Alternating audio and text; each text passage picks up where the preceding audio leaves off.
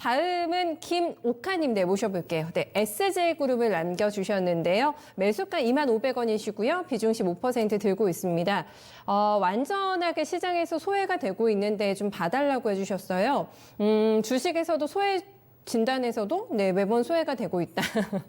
진단에서도 소외되셔서 속상하시다고 이 얘기신 것 같은데 오늘 주가도 좀 많이 밀렸네요. 네, 오르다가 빠졌습니다. 주가는 5% 가까운 하락권에서 17,100원권 기록이 되면서 결국에는 장기 이평선까지 이탈이 됐어요. 네, 121선까지 내주고 있는 상황입니다. 언제까지 소외받을까요? 아니면 소외의 서름을 벗어날 수가 있을까요? 김은상 과장님? 일단 기본적으로 SJ그룹 같은 경우는 어쩔 수가 없어요. 지금 소비 섹터들 중에 그러니까 뭐 의류 쪽 비즈니스하고 있는 종목들 보면은 네. 뭐 주가가 안 좋은 종목들이 좋은 종목이 없죠, 사실. 그쵸. 뭐 SJ그룹도 그렇고 대표적인 게 뭐 FNF인데 예. 이런 종목들 같은 경우가 사실 실적도 실적이지만 어떤 투자 심리의 영향을 굉장히 많이 받습니다. 그러니까 결과적으로 SJ그룹은 저는 추가적으로 더 사야 된다고 생각을 하고 있고요. 그래요? 가장 큰 이유가 이 지금 코로나 사태 때문에 네. SJ그룹의 실적이 정말 큰 타격을 입냐거든요. 타격을 입지 않는 상태에서 만약에 심리적인 부분 때문에 주가가 빠졌다라고 하면 그거는 당연히 사야 되는 거죠. 되돌림 반응이 나오겠죠? 그렇죠. 사실 그러니까 결과적으로 기술적으로 보면 네. 차트는 깨졌어요. 깨졌는데 이 기본적으로 볼 때는 기술적으로 보기 이전에 이 회사가 추가적으로 내가 투자자의 입장에서 더 살 수 있느냐의 네. 여부를 볼 때는 이 회사는 무조건 사야 됩니다. 오. 왜 그러냐면 네. SJ그룹 같은 경우가 뭐 사람들이 말하기엔 제2의 FNF다라고 얘기를 하는 가장 큰 이유는 네. SJ그룹이 현재 가지고 있는 브랜드입니다. 그러니까 다들 아시는 분, 여성분들이 아마 많이 아실 거예요. 칸골이라는 브랜드랑 네. 헬렌 카민스키 이렇게 대표적으로 두 개 정도 이거 브랜드가 완전 있는데 명품 아니에요? 헬렌 카민스키 비싼 거죠? 그렇죠. 그러니까 칸골 역시도 네. 브랜드 인지도가 사실은 저는 그 기억이 예전에 어렸을 때 그 이효리가 네. 그 약간 모자를 이렇게 쓰고 나왔었던 그 캥거루 모자의 브랜드로 알고 있었거든요. 린다즈 씨가 쓰셨던 네, 모자. 맞습니다. 예. 근데 이제 그 브랜드가 SJ그룹에서 브랜드를 갖고 와가지고 네. 이제 유통을 하고 있는 그런 구조인데요.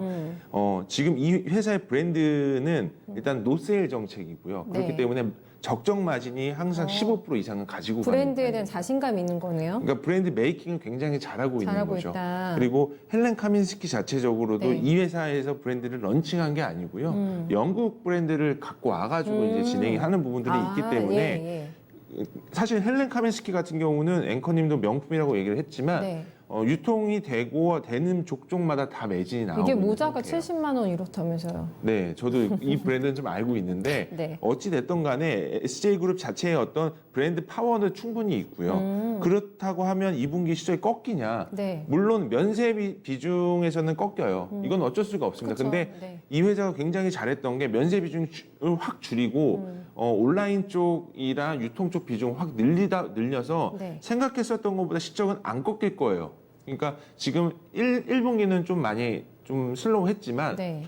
2분기부터 4월 달에 좀 슬로우했고 5월 달 특히 6월 달에 굉장히 좋았다고 얘기를 합니다. 많이 올랐잖아요, 소비가. 네. 그러니까 네. 소비도 사실은 좀 약간 보복 소비라는 얘기가 있듯이 네. 칸골에서 칸골 키즈가 굉장히 잘 나가더라고요. 칸골 키즈가. 그래서 이런 부분들로 인해서 제가 볼 때는 기술적으로는 사실은 조금 매도 사인이기는 하지만 시청자분께서는 저는 개인적으로 볼 때는 분할 매수를 하셔서 네. 계속 좀 끌고 가시는 게 맞지 않을까 생각을 하고 있고 전반적으로 면세 비중이 좀 많이 줄었기 때문에 이 종목은 밸류에이션도 좀 많이 싼 상황입니다. 그리고 주가가 좀 빠졌었던 가장 큰 이유가 무증하고 나서 무증 받았던 물량들은 사람들이 좀 매도할 수도 있어요. 그렇기 때문에 이런 부분에 단기적인 이슈가 좀 있을지언정 네. 이 회사의 밸류에이션은 크게 바뀜이 없다. 그렇기 때문에 일단 1차적으로는 제가 볼 때는 딱 그 거래 터졌었던 날 기준으로 제가 말씀을 드릴게요.